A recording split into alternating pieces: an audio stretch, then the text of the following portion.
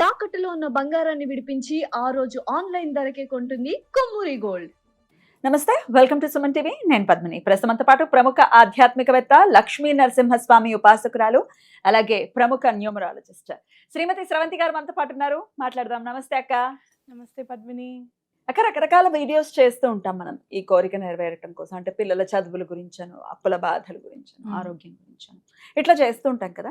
అసలు సర్వాభిష్టాలు అంటే కోరిక ఏదైనా కూడా అది అభిష్టించాలంటే, తీరాలి అని అంటే చేసే సాధన కానీ మంత్రం కానీ ఏదైనా ఉందా, చెప్తారా? తప్పకుండా చెప్తాను పద్మిని. ఏదైనా అడగాలి అని అంటే ముందు అమ్మని అడగాలి. అమ్మ ప్లీజ్ అమ్మ ఎలా అయినా సరే చెయ్యమ్మా అని అంటే అమ్మవారు తప్పకుండా కోరిక నెరవేరుస్తుంది అనేది మనం తెలుసుకోవాలి. మరి అట్లా అమ్మవారిని ఎట్లా పూజించాలి మనము, ఎలా మనము అమ్మని ఇంకా మనం ఏదన్నా అడిగితే ఇంకొకటి స్ఫురణకు కూడా ఏం రావాలి అంటే మనం ఏం అడగాలి అమ్మని, ఏం అడిగితే అమ్మ మనకి కాదనకుండా ఇస్తుంది, ఏం అడగకూడదు, ఇవన్నీ కూడా మనకు తెలియాలి. సాధారణంగా ఒక్కొక్కసారి ఏమవుతుంది అని అంటే ఎవరైనా మనని ఇబ్బంది పెట్టారనుకో, విపరీతమైన కోపం వచ్చేస్తుంది వాళ్ళ మీద. ఆ కోపంలో మనం ఏమన్నా ఇలా చేసాయి అలా చేసాయి అని అన్నాం అనుకో, అనర్థం అనేది వెంటనే రుచి చూడాల్సి వస్తుంది. కాబట్టి ఎవరి కర్మకి వాళ్ళని వదిలేయండి, ఎవరి పాపాన వాళ్ళు పోతారు అన్నది కూడా ఇది ఒక కాన్సెప్ట్ అనమాట. అంటే నేను ఎవరైనా బాధ పెడితే వాళ్ళని అసలు గుర్తించుకోక, ఇంకా భగవంతుడి దగ్గర వాళ్ళని అప్పచెప్పేవారు, ఆయన చూసుకుంటాడు అని చెప్పి మనం చెప్పుకోవచ్చు. ఈతి బాధలు అనేవి ఉంటాయి ప్రతి మనిషికి కూడా. ఉద్యోగము, పిల్లల పెళ్ళిళ్ళు, పిల్లలు మాట వినకపోవడము. ఈ రోజుల్లో అయితే మాత్రం నాకు ఒక్కొక్కసారి అనిపిస్తుంది, మొన్న ఎందుకో నేను చెన్నైతో వీళ్ళతో ట్రావెల్ చేశాను కదా, సింగిల్ పేరెంట్ అంటే ఎంత బాధో అనిపిస్తుంది ఒక్కోసారి. అన్నప్పుడు నేను వెళ్ళి వెంటనే ఏమన్నా తెలుసా, నాకు వాళ్ళు ఒకటి అర్థమైంది అక్క అన్న. ఏంటి అంటే నేను వాళ్ళని పెంచట్లేదు, వాళ్ళే నన్ను పెంచారు. అమ్మగా ఒక్కొక్క రోజు పెంచుతున్నా. అంత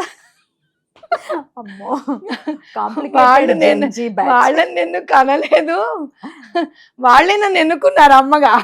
ఇదైతే కరెక్టే, కానీ పెంచడం కూడానా? అదే వాళ్ళే పెంచుతున్నారు అమ్మగా అని. ఎందుకంటే మన ఆలోచనలు వేరు, వాళ్ళ ఆలోచనలు వేరు, మన అభిప్రాయాలు వేరు.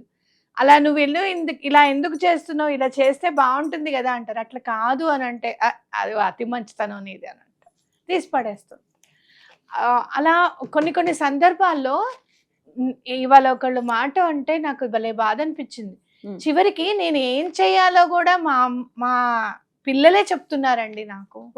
ఇట్ ఈస్ ఎవ్రీవేర్ అని అన్నప్పుడు ఆ తల్లి పడే మానసిక క్షోభ ఉంటుంది చూసావా, అయ్యో అని అనిపిస్తుంది కదా.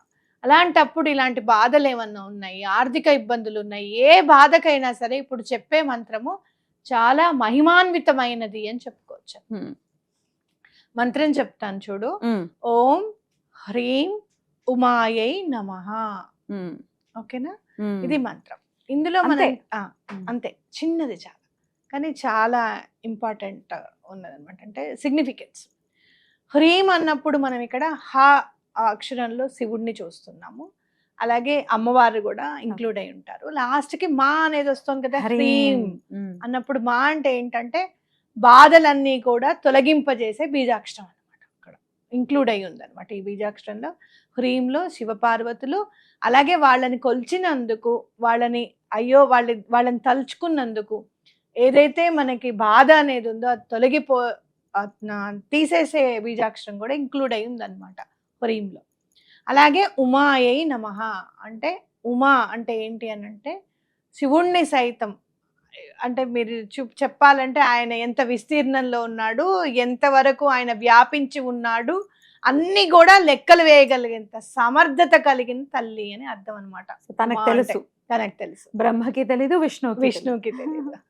కాబట్టి ఆయన ఎంతవరకు వ్యాపించి ఉన్నాడు, ఎంత విస్తీర్ణంలో ఉన్నాడు, ఎంత ఎత్తున్నాడు, ఎంత వెడల్పు ఉన్నాడు, ఇవన్నీ కూడా ఆవిడకి తెలుసు అనమాట. కాబట్టి ఆయన గురించే తెలిసినప్పుడు ఇంకా నీ బాధ గురించి ఆవిడకి ఎందుకు తెలియదు? అవును. అమ్మ ఎన్నో రోజుల నుంచి, ఫస్ట్ రోజు దండం పెట్టుకోండి అంతే. అమ్మ చాలా రోజుల నుంచి బాధపడుతున్నాను, ఈ సమస్యకి నువ్వే పరిష్కారము, ఈ సంఖ్య నేను 108 చేస్తాను రోజుకి, లేదా 500 చేస్తాను, 11 రోజులు చేస్తాను, 21 రోజు చేస్తాను అని చెప్పి నిష్ఠగా మీరే అనుకొని ఓం హ్రీం ఉమాయై నమః అనే మంత్రాన్ని తప్పకుండా జపించండి.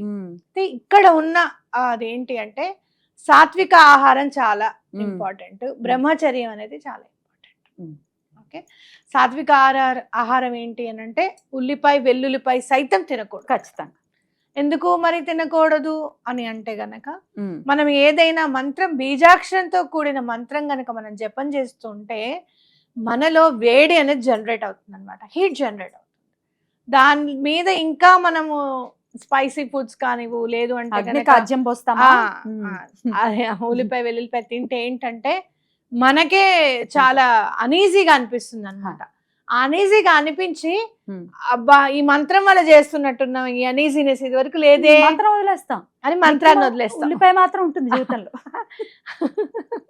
ఎందుకంటే తింటుంటే మనకు అదేమేమి అనిపించదు, ఇట్స్ అ ఫుడ్. ఓకే, మరి ఎక్కువ అదేమి ఉల్లిపాయ వెల్లుల్లిపాయ కూడా ఎనర్జెటిక్ గానే ఆరోగ్యాన్ని చేకూర్చేవే కాబట్టి మనకి ఏమంత అనిపించకపోవచ్చు. కానీ ఎప్పుడైతే ఈ మంత్రం చేస్తున్నామో ఆ హీట్ జనరేట్ అవుతుంది కాబట్టి మనం సాత్వికమైన ఫుడ్ తినాలి అనేది గుర్తుపెట్టుకోవాలి.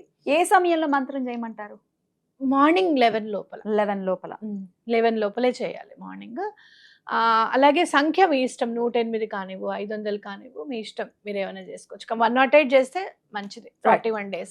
ఏ రోజు మొదలు పెట్టమంటారు అమ్మవారికి సంబంధించి? అమ్మవారికి సంబంధించింది కాబట్టి మీరు సోమవారం రోజు మొదలెడితే చాలా మంచిది. రైట్. ఎందుకంటే అమ్మవారికిట ఆవిడ కంటే కూడా అయ్యవారికి ఇంపార్టెన్స్ ఇస్తే ఆవిడకి చాలా ఇష్టం.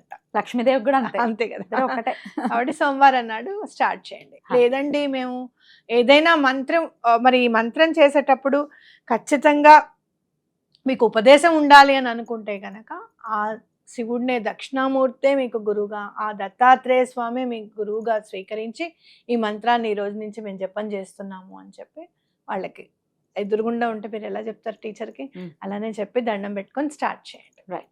అర్థం అక్క. ఇంకేమైనా నియమాలు ఉంటాయంటే సూతకంలో ఉన్న వాళ్ళు చదవచ్చా? లేదు, చేయకూడదు.